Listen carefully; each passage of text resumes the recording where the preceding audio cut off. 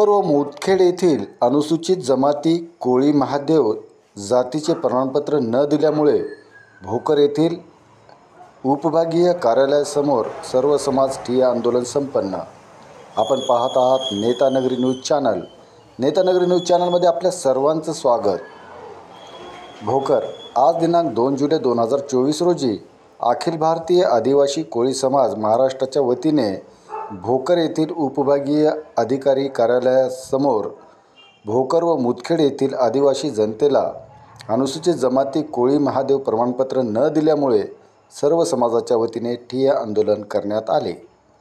या आंदोलनाचे नेतृत्व व्यंकट मुदिराज मराठवाडा अध्यक्ष अखिल भारतीय आदिवासी कोळी समाज महाराष्ट्र नवी दिल्ली यांनी केले।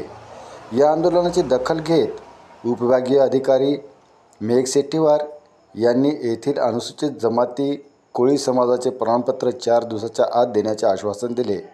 यावेळी प्रचंड घोषणाबाजी करत या आंदोलनात मारुती बिच्छवाड मराठवाडा उपाध्यक्ष, माधव बैनवाड भोकर तालुका अध्यक्ष, साईनाथ एटेवाड सरपंच हळदा, धुळबाजी नरमाड उपाध्यक्ष भोकर, सदाशिव भोईर युवा अध्यक्ष मुदखेड, शेरकेवाड रायखेडकर, सत्यनारायण मुदिराज, सत्यनारायण शेळके, सोनाजी वाघमारे, प्रल्हाद हनुमंते, राजेश वाघमारे, विजय वाडेकर, लक्ष्मण भोईवाड, साईनाथ एटेवाड, साईनाथ बोटलेवाड, सदानंद रावणगावकर, कांबळे सरपंच बोरगावकर आदींनी सहभाग नोंदवला होता।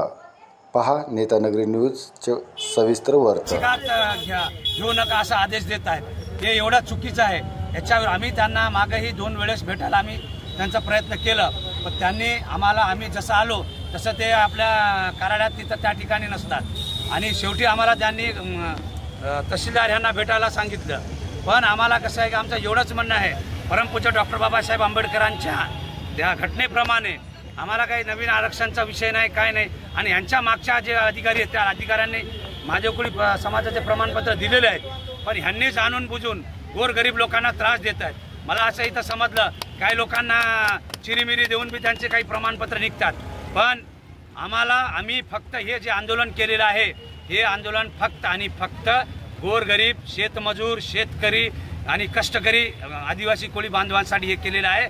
तर माझी एक कळकळीची विनंती या उपविभागीय अधिकाऱ्यांना आहे की आपण लवकरात लवकर जर आमचे प्रमाणपत्र जर सुरू केलं नाही तर आम्ही आपल्या कार्यालयामध्ये आता आम्ही आपल्या बाहेर बसलो, याच्यानंतर आम्ही आपल्या कार्यालयात बसणार आणि आपल्याला तिथं त्या ठिकाणी आम्ही कामकाज करू देणार नाही, एवढं बोलतो।